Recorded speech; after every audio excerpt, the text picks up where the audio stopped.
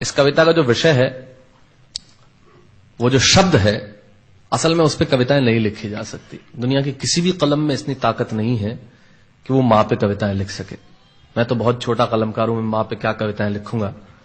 मैंने एक कविता सिर्फ ये लिखी है कि जब मां हमारे पास होती है तब शायद उसके होने का एहसास नहीं होता।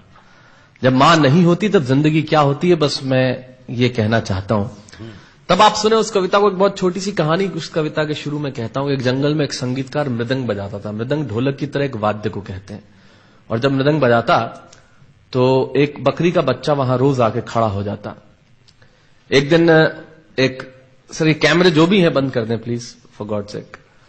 बकरी का बच्चा वहां खड़ा हो जाता आके, तो मृदंग जो बजाता था संगीतकार, उसने उस मेमने से एक दिन पूछ लिया कि यार तुझे क्या मेरा सुर, मेरी ताल, मेरी लय बहुत अच्छी लगती है जो तू रोज यहां चला आता है। वो बोला मैं नहीं जानता कि आप क्या बजाते हैं, न मुझे सुर की समझ, न ताल की समझ, न लय की समझ। मैं तो बस इतना जानता हूं कि इस ढोलक पे, इस मृदंग पे जो चमड़ा मढ़ा है वो मेरे मां के बदन से आया है। क्या बात है, बहुत अच्छे, वाह। जब उस पे थाप पड़ती है मैं आके खड़ा हो जाता हूं। बहुत अच्छे, वाह। मेरी कविता मां के न रहने पे भीतर से पड़ी हुई थाप की कविता है, तब सुनाना चाहता हूं। इस कविता में अगर आपके आंसू बाहर की दुनिया की यात्रा करना चाहे तो रोकिएगा मत। अगर आपको ठीक लगे, जैसा कहता हूं जब मां नहीं होती तब जिंदगी क्या होती है। एक मुनव्वर राणा साहब का शेर उधार लेता हूं कि किसी के हिस्से में मकान आया, किसी के हिस्से में दुकान आई, मैं सबसे छोटा था, मेरे हिस्से में मां आई। क्या बात है, वाह वाह, बहुत अच्छा। तब कहता हूं कि कल जब उठकर काम पर जा रहा था तो अचानक लगा कि कोई रोक लेगा मुझे। कल जब उठकर काम पर जा रहा था तो अचानक लगा कि कोई रोक लेगा मुझे और कहेगा खड़ा खड़ा दूध मत पी, हजम नहीं होगा। मुझे लगा कोई कहेगा खड़ा खड़ा दूध मत पी, हजम नहीं होगा, 2 घड़ी सांस ले ले, अरे इतनी ठंड और कोट भूल गया, इसे भी अपने पास ले ले। मन में सोचा मां रसोई से बोली होंगी जिसके हाथों में सना आटा होगा। अगली पंक्ति के खालीपन से जुड़े और जुड़े तो मुझे बताएं। मन में सोचा मां रसोई से बोली होंगी जिसके हाथों में सना आटा होगा, और पलट के देखा तो क्या मालूम था कि वहां सिर्फ सन्नाटा होगा। पलट के देखा तो क्या मालूम था कि वहां सिर्फ सन्नाटा होगा।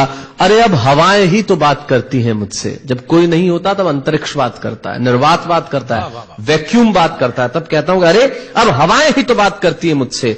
लगता है जब जाऊंगा किसी खास काम से तो कोई कहेगा दही शक्कर खा ले बेटा, अच्छा शगुन होता है। कोई कहेगा गुड़ खा ले बेटा, अच्छा शगुन होता है।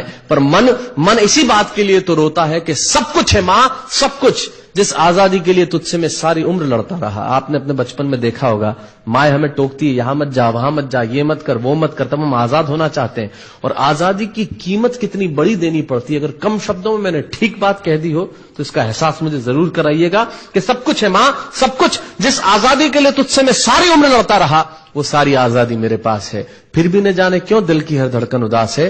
कहता था ना तुझसे मैं वही करूंगा जो मेरे जी में आएगा, और आज मैं वही सब कुछ करता हूं जो मेरे जी में आता है। बात यह नहीं है कि मैं जो चाहूं कर लूं, मुझे कोई रोकने वाला नहीं है।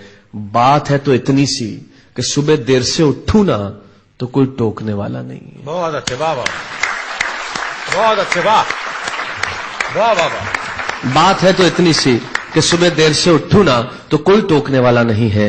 रात को देर से लौटूं तो कौन नाराज होगा भला, कौन कहेगा बार बार कि अब कहां चला। आप ही की जिंदगी के कुछ दृश्य चुराता हूं और आप ही को सौंपता हूं। रात को देर से लौटूं तो कौन नाराज होगा भला, कौन कहेगा बार बार कि अब कहां चला। दोस्तों के साथ घूमने पर उल्हाने कौन देगा, मेरे वो तमाम झूठे बहाने कौन देगा। सच कहा साहब, गम की चोटें जख्मों पे फौलाद से ज्यादा क्या होगी, और मां की दौलत दुनिया में औलाद से ज्यादा क्या होगी। तब कहना चाहता हूं कि रात को देर से लौटूं तो कौन नाराज होगा भला, कौन कहेगा बार बार कि अब कहां चला। दोस्तों के साथ घूमने पर उल्हाने कौन देगा, मेरे वो तमाम झूठे बहाने कौन देगा।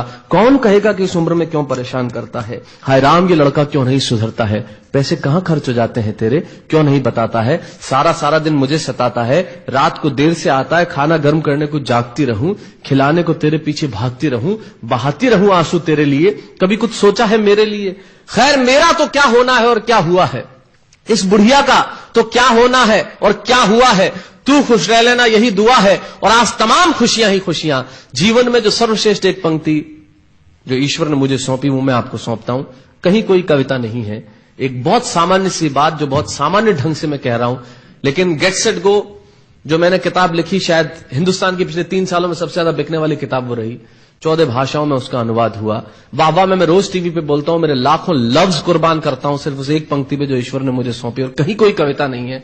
आप ही का भाव आपकी उठा को सौंपता हूं और देता हूं, और जिस विश्वास के साथ मैंने लिखा उस विश्वास के साथ आपको देता हूं कि मेरा तो क्या होना है और क्या हुआ है, इस बुढ़िया का तो क्या होना है और क्या हुआ है, तू खुश रह लेना यही दुआ है। और आज तमाम खुशियां ही खुशियां, गम ये नहीं है कि कोई ये सब खुशियां बांटने वाला होता, पर कोई तो होता जो गलतियों पे डांटने वाला होता। बहुत अच्छे, वाह वाह वाह वाह, बहुत अच्छे, वाह।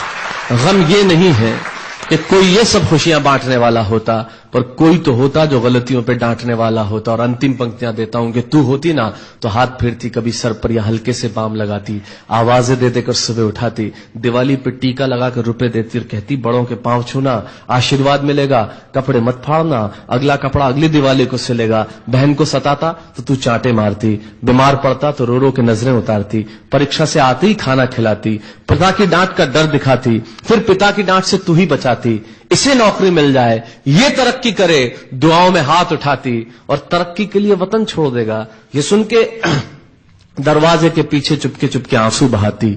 सब कुछ है मां, सब कुछ, आज तरक्की की हर रेखा तेरे बेटों को छू के जाती है, पर मां हमें तेरी बहुत याद आती है। बहुत अच्छा।